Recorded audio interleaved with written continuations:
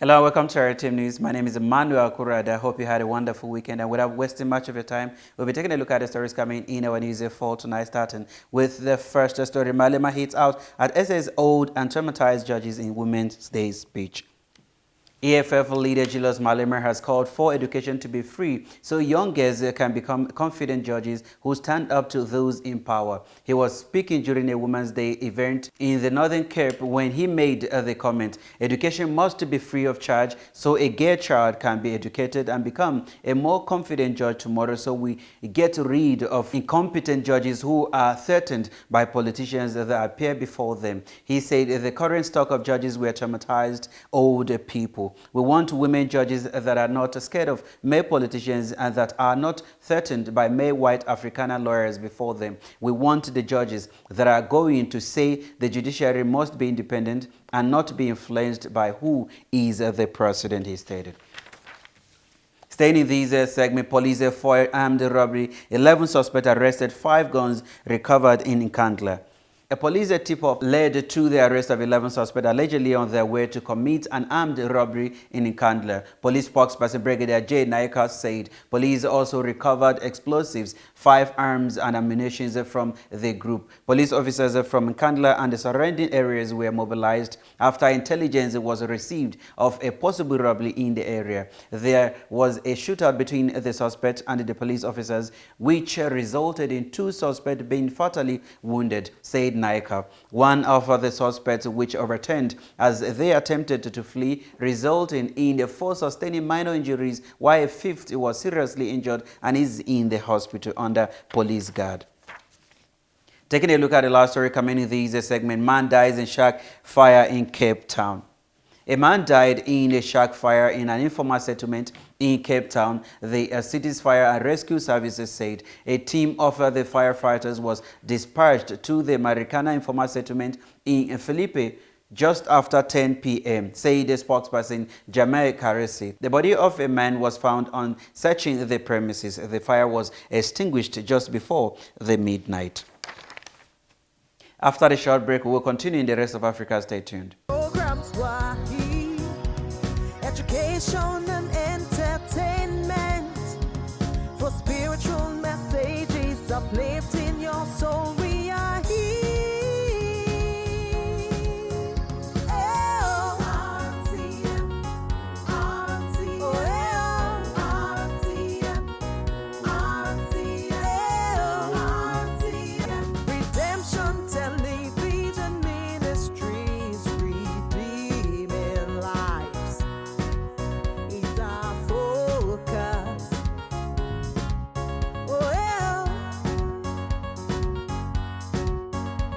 For quality programs, we're here. Education and entertainment for spiritual messages uplifting your soul. We are here. RTM, RTM, RTM, Redemption Television Ministries, redeeming lives is our focus.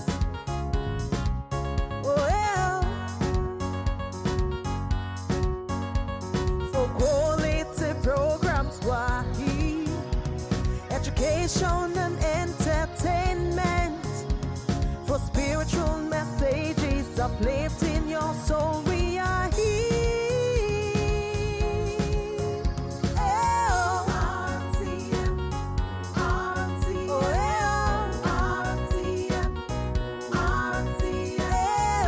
RTM, Redemption Television Ministries, redeeming lives. Welcome back. You're still watching RTM News. Let's take a look at the stories coming in this segment. Ethiopia's 2020 polls will proceed as planned, ruling coalition stated. Ethiopia's ruling coalition said it will hold a national election next year, defying worries over security and displacement in the Horn of African countries that had led some to speculate the election might be postponed. The executive committee did not give a date for the poll. The executive committee have decided the election to be conducted next year, committee member Getachew Renda said. An attempted coup in June by a rogue militia in the northern Amhara region had raised doubt over the ruling party's ability to ensure security, while an increase in ethnic violence across the country made some query whether the election would be held.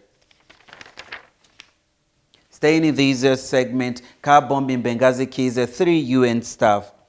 A car bomb explosion in the eastern Libya city of Benghazi killed 3 United Nations staff on Saturday. The explosion happened in front of a shopping mall and bank. At least one burned-out UN car would be identified at the scene. The UN is trying to broker a truce in the capital Tripoli, where the eastern-based Libyan National Army launched a surprise attack in April. The horrible incident does not in any way deter UN's effort to push a peace deal, as the Assistant Secretary General for Peace Operations, Binto Keita, put it. Taking a look at the last story coming in this segment, fuel tanker blast kills 57 in Tanzania. 57 people have died and 65 others injured after a fuel tanker exploded in Tanzania on Saturday. Many of the victims were siphoning petrol from the vehicle which had crashed, state broadcaster TBC Taifa said. The explosion occurred around 200 kilometers, 120 miles west of the capital Dar es Salaam. We have been saddened by reports of an accident involving a fuel truck in Morogoro, which caught fire and burned several people, government spokesperson Hassan Abbasi said on Twitter. Witnesses in Morogoro, which lies about 120 miles or 200 kilometers from Tanzania's economic hub of Dar es Salaam, told the Associated Press that scores of people had gathered around the fuel tanker after it was involved in an accident earlier Saturday. They say the people were trying to siphon away fuel when the tanker burst into flames. And those are all the stories we have for you in this segment. After the short break, we'll continue with our stories in Nigeria. Stay tuned. Programs were education and entertainment, for spiritual messages uplifting your soul. We are here. RTM, RTM, RTM, Redemption Television Ministries, redeeming lives is our focus.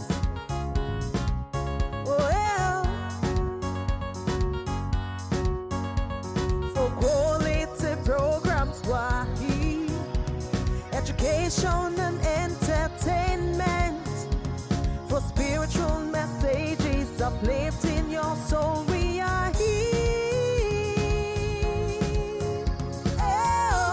RTM, RTM, RTM, Redemption Television Ministries, redeeming lives is our focus.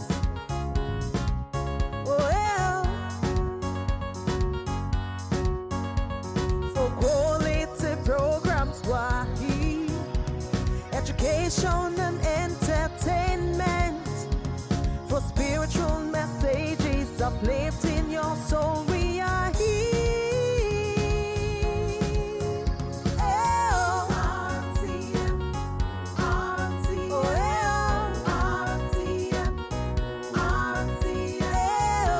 RTM, Redemption Television Ministries, redeeming lives. Welcome back. Protest as SARS stray bullet kills trader in Lagos. Pandemonium broke out in Ijegun axis of Alimosho local government area, Lagos State, after bullets of a special anti-robbery squad SARS killed a 30-year-old trader, Mrs. Busayo Owodun. Busayo was a confirmed death after being rushed to hospital by residents of the community. The victim was said to be in her shop when the tragedy occurred. It was learned that youth of the community protested when news filtered in that Busayo had passed on. Responding, the Lagos State Police Command Public Relations Officer PPRO Bala Ekana admitted that the deceased was hit by SARS bullet while trailing a suspected kidnapper. Staying in Nigeria, Obaseki Oshomale field disagreement between two friends, says Oyegun.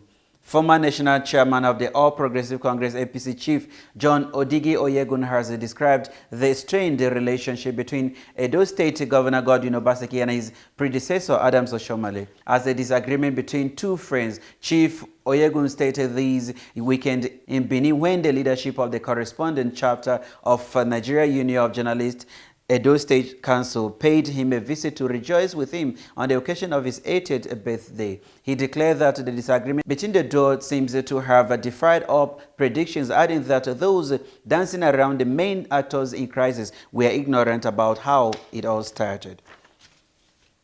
And taking a look at the last story coming in this segment, 16 Ekiti Obas sue Fayemi over traditional council chair.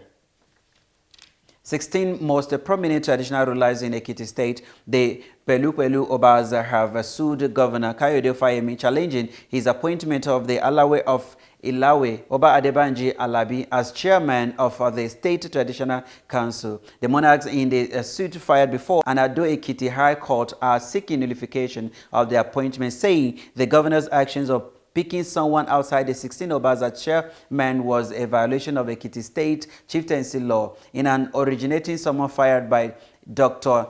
B.A.M. Ajibade on August 7, 2019, and deposed to by Ajero of Ijero, Oba Joseph Adewole, on behalf of other 15 Obas, the monarch are seeking an interlocutory injunction restraining Fayemi from swearing in Alawe as the chairman of the council.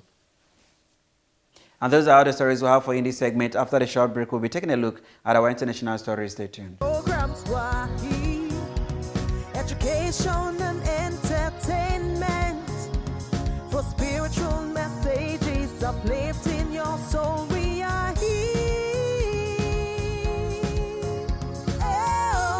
RTM, RTM, RTM, Redemption Television Ministries, redeeming lives is our focus.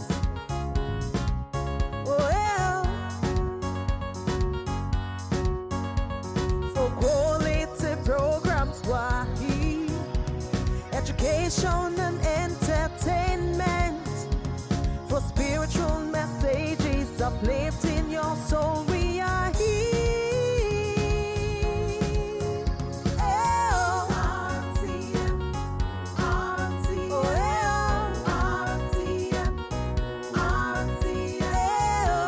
RTM, Redemption Television Ministries, redeeming lives is our focus.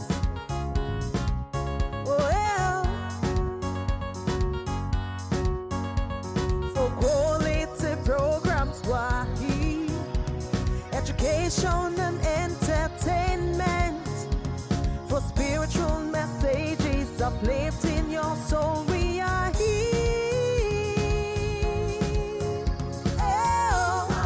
RTM, RTM,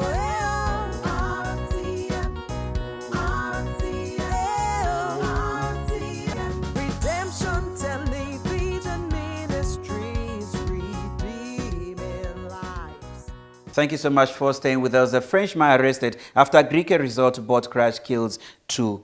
A French boat owner was questioned in Greece on Sunday after a collision that left 2 local people dead and a third seriously injured, the Coast Guard said. The 44-year-old was arrested and appeared with his lawyer at the Port Authority offices in Nafpleur, about 120 kilometers southwest of Athens. He has confirmed he is the owner of a 10-meter inflatable boat carrying them holiday makers that collided with a 15-meter wooden boat with 3 Greeks on board in waters off the small resort of Tiny on Friday evening.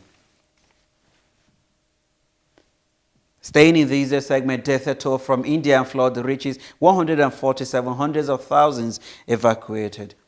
The death toll from floods in the Indian state of Karnataka, Kerala and Maharashtra rose to 147, state authorities said on Sunday, as rescue teams raced to evacuate people and waters submerged parts of a World Heritage Site. Heavy rain and landslide forced hundreds of thousands of people to take shelter in relief camps while train services were cancelled in several flood-hit areas. In the southern state of Kerala, at least 57 people were killed in rain-related incident, while over 165,000 people were in relief camps in the state. State authorities said yesterday. And taking a look at the last story coming in this segment, Syrian army takes a strategic turn from rebels in new advance.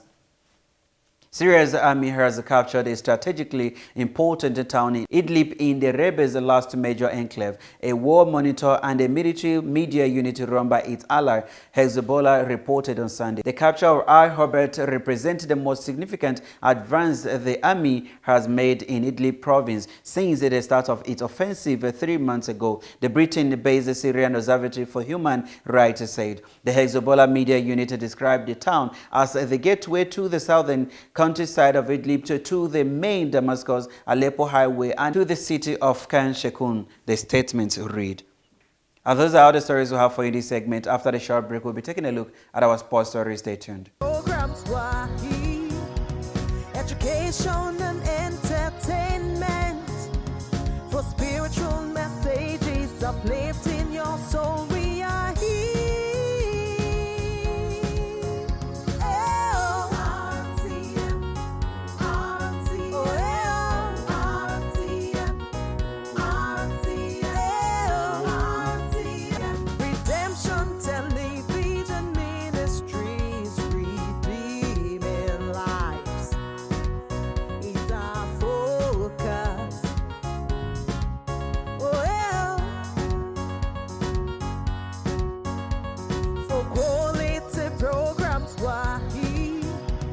Education and entertainment for spiritual messages uplifting your soul. We are here.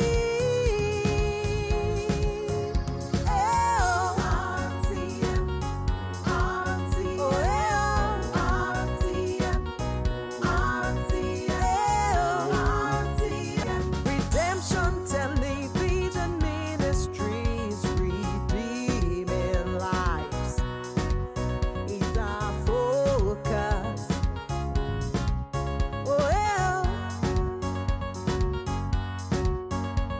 For quality programs, Wahi, education and entertainment for spiritual messages uplifting your soul. We are here.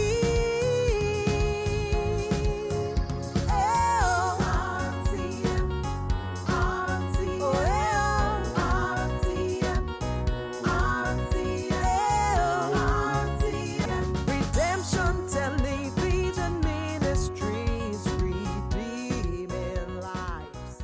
Thank you so much for staying with us. Let's take a look at the stories coming in our sports stories, and starting with the first story. The English Premier League returns, and taking a look at the first match that took place yesterday, Sunday. Aubameyang scored the only goal as Arsenal beat Newcastle.